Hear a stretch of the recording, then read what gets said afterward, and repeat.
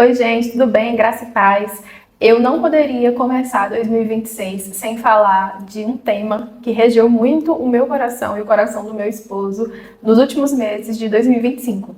A gente vai falar hoje sobre espera. Muitas pessoas acabam achando que a espera é algo muito como se fosse um castigo de Deus, como se fosse algo que Deus faz simples e puramente para nos humilhar ou nos colocar num lugar de dependência de modo cruel, com um viés mais cruel. Muitos de nós ainda estamos presos na ideia de um Deus com um açoite na mão, com uma espécie de grilhão, e ele vai ali ficar te fazendo passar por coisas ruins ou não te ouvir para simplesmente te castigar por algo errado ou algum comportamento fora de Cristo que você teve.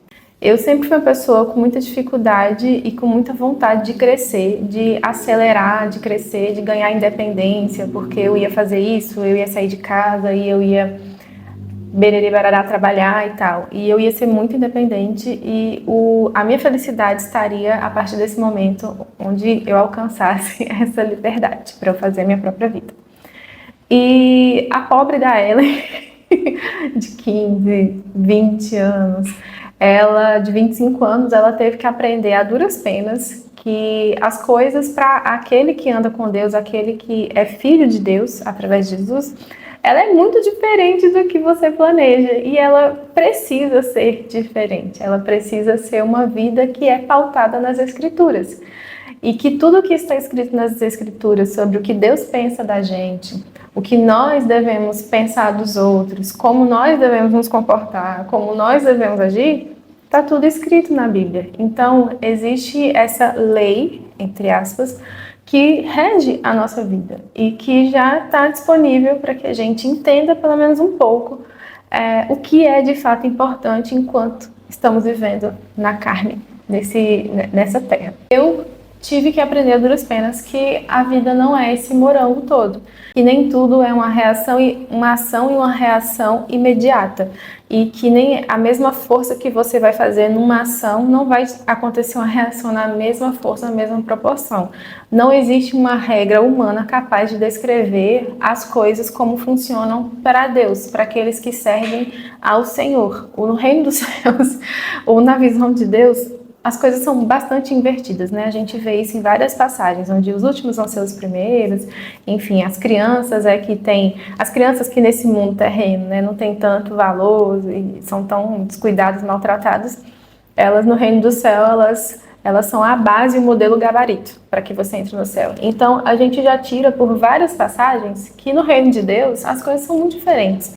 Eu demorei muito a entender esse lado espiritual, sobrenatural, para que eu começasse a entregar mais os meus planos, a minha vida, a minha família, o meu futuro nas mãos de Deus.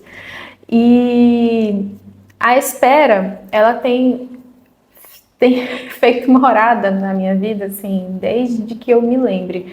Eu sempre tive a sensação de que as coisas chegavam para mim um pouco depois. Eu me formei um pouco depois. Coisas que aconteceram na minha infância foi um pouco depois. Amadurecimento foi um pouco depois. Amadurecimento emocional foi depois. Amadurecimento para emoções com familiares foi depois. Tudo veio muito depois. E, inclusive, quando eu cheguei, né, na etapa do casamento, eu também tive que esperar aí, né, meu marido e eu, a gente tivemos que esperar até ele se formar e tudo. Quando chegou na fase de filhos, também ainda estamos nesse tempo de pausa, um tempo de espera que o Senhor quis fazer, né, na nossa vida. E nós estávamos conversando com um casal ano passado, muito mais velho, assim, e uma mulher de Deus, assim, maravilhosa, conversando com ela no almoço informal. E ela começou a falar, e ela começou a sentir no espírito dela. E aí ela começou a ministrar para mim, falando assim: Deus te faz muito esperar de tudo que eu sei da sua vida, do que eu ouvi você falar, porque você era uma pessoa muito ansiosa, você era uma pessoa que tudo tinha que ser para ontem, e você é como se eu fosse muito exigente, e devido a algumas coisas que eu vivi, de algumas dores, algumas coisas que me aconteceram que não foram tão legais, é como se agora tudo, a parte boa tem que vir logo de uma vez só. Agora a parte do feliz para sempre, ou então da parte boa da vida, né, que tantos filmes e desenhos e comerciais e famílias fake apresentam, eu achava que aquilo ali tinha que vir logo, sabe, o mais rápido possível, enfim.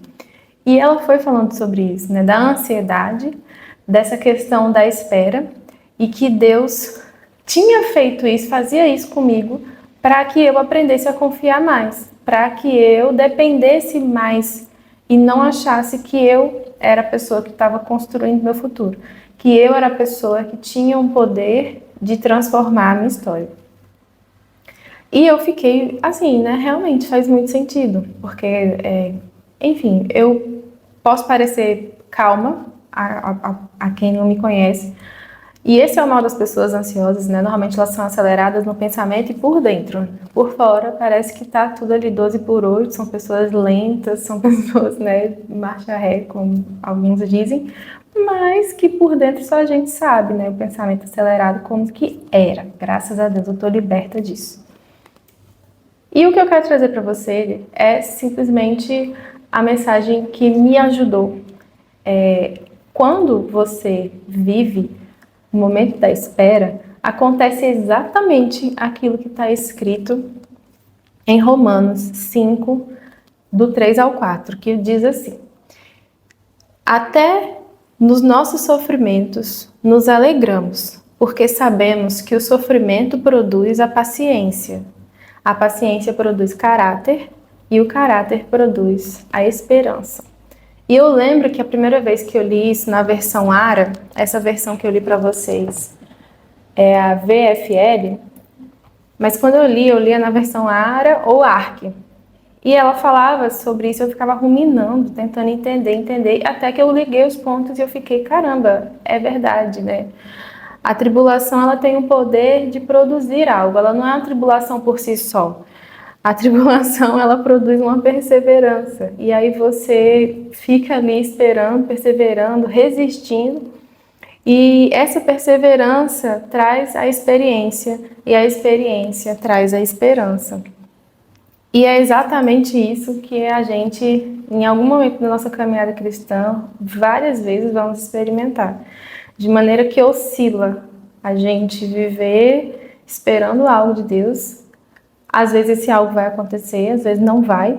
Às vezes o Senhor, ele vai te dar algo, às vezes ele não vai te dar algo. E que você depois, quando não receber, você vai, como cristão maduro, vai entender, vai até glorificar a Deus por não ter sido atendido.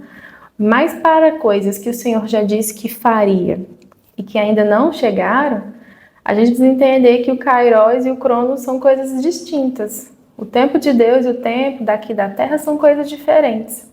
E não está no nosso poder, não está no nosso domínio, não está no nosso controle determinar os quandos de Deus na nossa vida.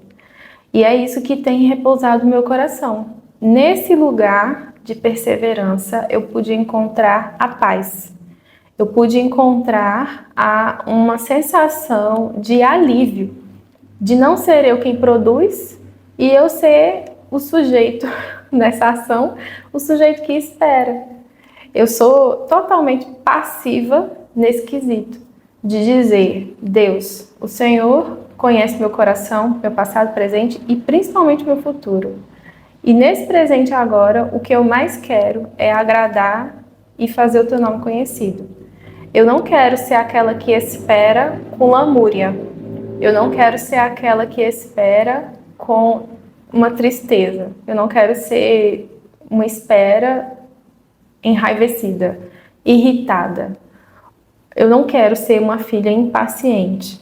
Porque se o Senhor disse que ia fazer algo na nossa vida, a gente precisa ser boas filhas e bons filhos e continuar seguindo a vida como se aquilo já tivesse acontecido, pela certeza de quem falou.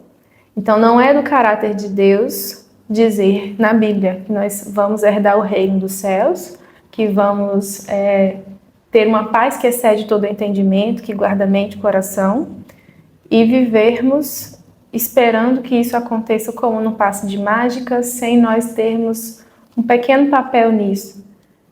O nosso momento a nossa vida cristã, ela é um estilo de vida, como muitos dizem. E realmente é você viver em uma consagração e uma santificação de mente, de pensamento, de resposta que você quer dar, de oração, de adoração, de reconhecer quem é Ele, quem é você.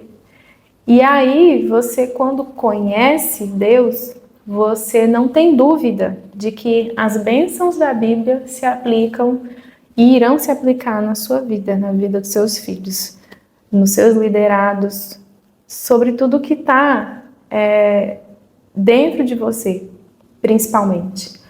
Então, o que eu tenho para falar para você é: não canse de esperar, mas também não deixe que essa espera, esse momento de espera, seja algo enfadonho, algo tão terrível, assim, que você para tudo e você só vai ficar feliz quando aquilo chegar na sua mão. Tem muito prazer na caminhada até o ponto final, que é do recebimento do que se está esperando.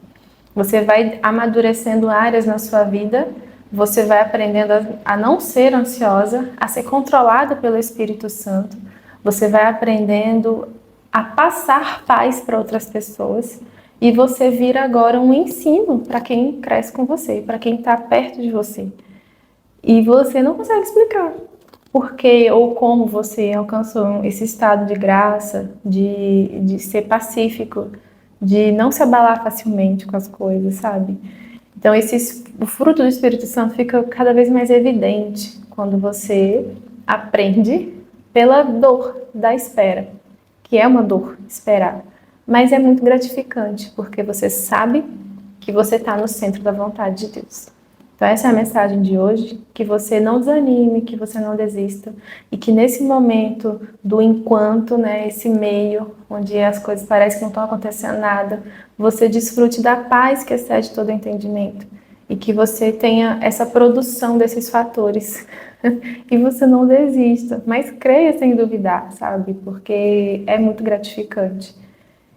Deus te abençoe, foi muito bom estar falando aqui com vocês, espero que esse vídeo tenha falado ao seu coração e que você, assim como eu, está esperando algo maravilhoso da parte de Deus, seja o que for, grande, pequeno, possível ou impossível, para Deus tanto faz, que você não desanime e você não pare de crer que Deus é Deus suficiente para abençoar e tratar a sua vida.